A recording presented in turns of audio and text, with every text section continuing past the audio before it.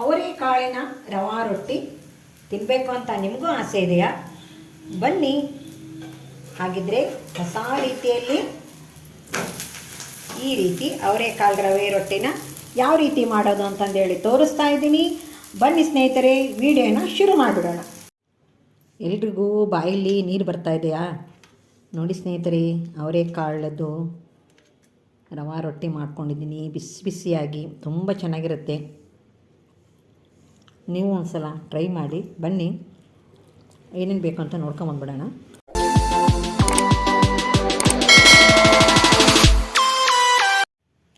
ನಮಸ್ಕಾರ ಸ್ನೇಹಿತರೆ ಎಲ್ಲರಿಗೂ. ಈ ದಿನ ನಾನು ವಿಶೇಷವಾಗಿ ರವಾ ರೊಟ್ಟಿ ಅವರೆಕಾಳು ಹಾಕಿ ಯಾವ ರೀತಿ ಮಾಡೋದು ಅಂತಂದೇಳಿ ತೋರಿಸ್ತಾ ಇದ್ದೀನಿ.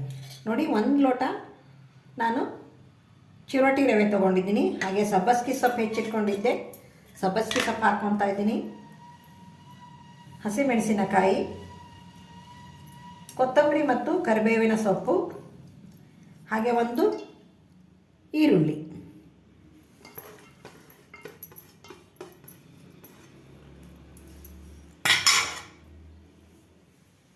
ರುಚಿಗೆ ತಕ್ಕಷ್ಟು ಉಪ್ಪನ್ನು ಸಹ ಸೈಡ್ಗೆ ಹಾಕ್ಬಿಡ್ತೀನಿ. ನೋಡಿ, ಯಾಕಂದ್ರೆ ನೀರು ಬಿಡ್ಕೊಂತಲ್ಲ ಅದು, ಅದಕ್ಕೋಸ್ಕರ. ಹಾಗೆ 1 ಸ್ಪೂನ್ ಆಗೋವಷ್ಟು ಜೀರಿಗೆ ಹಾಕ್ತಾ ಇದ್ದೀನಿ. ಅರಿಶಿನ ಪುಡಿ ನಾನು ಬೆರೆಸ್ತಾ ಇಲ್ಲ ಈ ದಿನ. ಗರಂ ಮಸಾಲ ಹಾಕ್ತಾ ಇದ್ದೀನಿ, ಯಾಕಂದರೆ ಒಂದು ಒಳ್ಳೆ ಟೇಸ್ಟ್ ಸಿಗುತ್ತೆ ಅದಕ್ಕೆ. ಈಗ ನೋಡಿ, ಎಲ್ಲವನ್ನೂ ನಾನು ಕೈಲೇ ಚೆನ್ನಾಗಿ ಮಿಕ್ಸ್ ಮಾಡಿಬಿಡ್ತೀನಿ.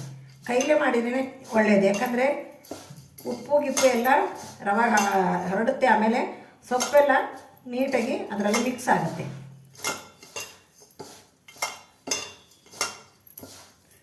ಓಕೆ, ಈಗ ಸ್ವಲ್ಪ ಸ್ವಲ್ಪ ನೀರು ಹಾಕಿ ನಾನು ಚಪಾತಿ ಹಿಟ್ಟಿನ ಹದಕ್ಕೆ ಕಲಿಸ್ತೀನಿ. ನೋಡಿ, ಯಾಕಂದರೆ ರೊಟ್ಟಿ ಅವರೆಕಾಳು ಹಾಕ್ತೀನಿ ಇದಕ್ಕೆ. ನಾನು ಅವರೆಕಾಳು ಹಾಕಿ ರವಾ ರೊಟ್ಟಿ ಯಾವ ರೀತಿ ಮಾಡೋದು, ಇದು ಒಂಥರ ಹೊಸ ಟೈಪು. ಅವರೆಕಾಳಲ್ಲಿ ಸುಮಾರು ಐಟಮ್ ಮಾಡ್ಬೋದು ನಾವು.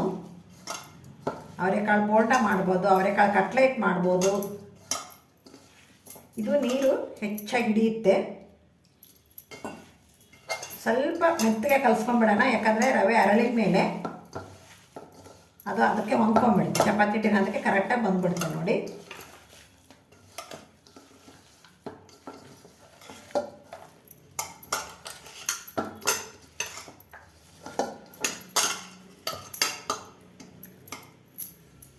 ನೋಡಿದ್ರಲ್ಲ ಸ್ನೇಹಿತರೆ, ಈ ಹದಕ್ಕೆ ಬಂದಿದೆ.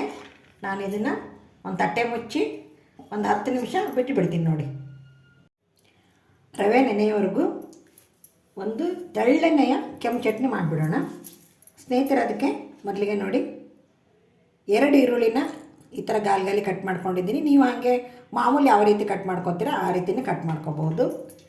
ಹಾಗೆ 1/4 ಬೌಲ್ ಆಗೋವಷ್ಟು ಕಾಯಿ ತುರಿ ತೊಗೊಂಡಿದ್ದೀನಿ. ಇದರಲ್ಲೇ ಸ್ವಲ್ಪ ಕೊತ್ತಂಬರಿ ಮತ್ತು ಕರಿಬೇವಿದೆ. ಹಾಗೆ ಇಲ್ಲಿ ಬೆಲ್ಲ ಮತ್ತು ಹುಣಸೆ ಹಣ್ಣು ತೊಗೊಂಡಿದ್ದೀನಿ.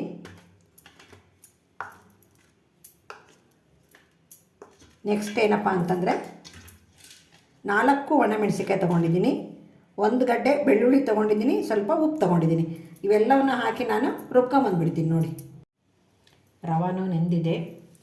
ಹಾಗೆ ನೋಡಿ, ಚಟ್ನಿ ತರಿ ಆಗಿರಬೇಕು, ತೀರ ನುಣ್ಣಗೆ ರುಬ್ಕೋಬೇಡಿ. ಚೆನ್ನಾಗಿದೆ, ಚಟ್ನಿನೂ ರೆಡಿಯಾಗಿದೆ. ಬನ್ನಿ, ಈಗ ರವಾ ರೊಟ್ಟಿನ ಶುರು ಮಾಡೋಣ.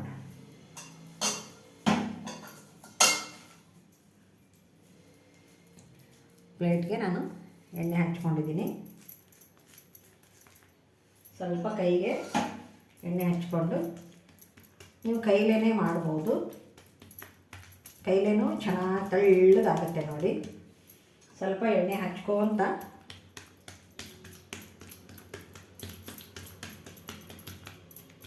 ಈ ಹದಕ್ಕೆ ತೆಳ್ಳಗಾಗಂಗೆ ಮಾಡ್ಕೊತ ಬನ್ನಿ. ಒಂದೇ ಸಮಕ್ಕೆ ಬರುತ್ತೆ. ನೋಡಿ, ಸೈಡೆಲ್ಲ ಸ್ವಲ್ಪ ದಪ್ಪ ಇರುತ್ತಲ್ವ, ಅವಾಗ ನೀವು ಸ್ವಲ್ಪ ಕೈಗೆ ತಟ್ಟಿ ಅದನ್ನು ತೆಳ್ಳಗೆ ಮಾಡ್ಕೋಬೋದು. ಆಮೇಲೆ ಕೊನೆಗೆ ಅಂಗೈ ಹಚ್ಚಿ ಎಲ್ಲ ಹತ್ರನೂ ಈ ರೀತಿ ಸ್ಪ್ರೆಡ್ ಮಾಡಿ. ನೋಡಿ, ಈಗ ಇದಕ್ಕೆ ನಾನು ಅವರೆಕಾಳು ಹಾಕ್ತೀನಿ. ಚೆನ್ನಾಗಿ ಇದನ್ನು ಅವರೆಕಾಳು ನೆನೆಸಿ ಸಿಪ್ಪೆ ಎಲ್ಲ ತೆಗಿಬೇಕು ನೋಡಿ, ಮತ್ತೆ ಹೇಳಿಲ್ಲ ಅಂದ್ಕೋಬೇಡಿ. ಸಿಪ್ಪೆ ಎಲ್ಲ ತೆಗೆದು ಆಮೇಲೆ 2 ಬೇಳೆ ಮಾಡ್ಕೋಬೇಕು. 1 ಬೇಳೆ ಸೆಟ್ ಆಗಲ್ಲ ಇದಕ್ಕೆ, 2 ಬೇಳೆ ಮಾಡ್ಕೊಳ್ಳಿ. ಓಕೆ, ರೆಡಿ ಆಯ್ತು ನೋಡಿ. ಈಗ ಬನ್ನಿ ಇದನ್ನು ಬೇಯಿಸ್ಕೊಂಬಂದ್ಬಿಡ್ತೀನಿ.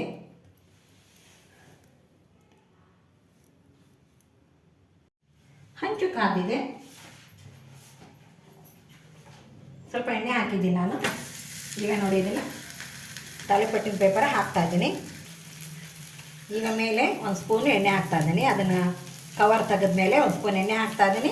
ಸ್ವಲ್ಪ ಮೀಡಿಯಮ್ ಉರಿಯಲ್ಲಿಟ್ಟು ಬೇಯಿಸ್ತಾ ಇದ್ದೀನಿ. ನೋಡಿ ಉಲ್ಟಾ ಮಾಡಿದ್ದೀನಿ. ಅವರೆಕಾಳು ಎಷ್ಟು ಚೆಂದ ಕಾಣಿಸುತ್ತೆ ಅಂದ್ಕೊಂಡು ಹೇಳಿ ಅಲ್ವಾ. ನೋಡಿ ಈ ರೀತಿಯೂ ಮಾಡ್ಕೊಂಡು ನಾವು ತಿನ್ಬೋದು.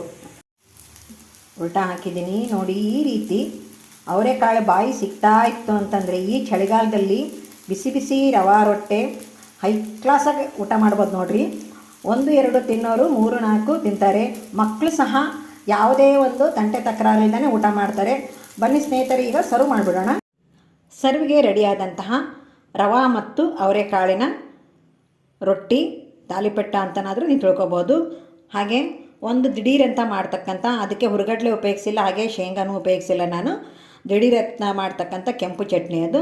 ಸ್ನೇಹಿತರೆ, ಈ ವಿಡಿಯೋ ನಿಮಗೆ ಇಷ್ಟವಾಗಿದೆ ಅಂದ್ಕೊತೀನಿ. ದಯವಿಟ್ಟು ನನಗೆ ಸಬ್ಸ್ಕ್ರೈಬ್ ಮಾಡಲೇಬೇಕು ನೀವು. ಯಾಕಂದರೆ ನನ್ನ ಹಳೆ channel Banashree Dhanashree channel hack ಆಗಿರೋದ್ರಿಂದ ಇದು ಶ್ರೀ ಲೀಲಾ ಕುಟುಂಬ ಅಂತಂದೇಳಿ ನಿನ್ನೆ ಏನು ಚೇಂಜ್ ಮಾಡಿದ್ದೀನಿ ಹೆಸರನ್ನ. ಲೀಲಾ ಕ್ರಿಯೇಷನ್ಸ್ ಅಂತ ಇತ್ತು, ಅದನ್ನು ಶ್ರೀ ಲೀಲಾ ಕುಟುಂಬ ಅಂತ ಚೇಂಜ್ ಮಾಡಿದ್ದೀನಿ. ದಯವಿಟ್ಟು ಈ ಚಾನಲ್ಗೆ ಸಬ್ಸ್ಕ್ರೈಬ್ ಆಗಿ, ಹಾಗೆ ಲೈಕು ಮತ್ತು ಶೇರ್ ಮಾಡೋದನ್ನು ಮರಿಬೇಡಿ. ಎಲ್ಲರಿಗೂ ನಮಸ್ಕಾರ, ಎಲ್ಲರಿಗೂ ಧನ್ಯವಾದಗಳು.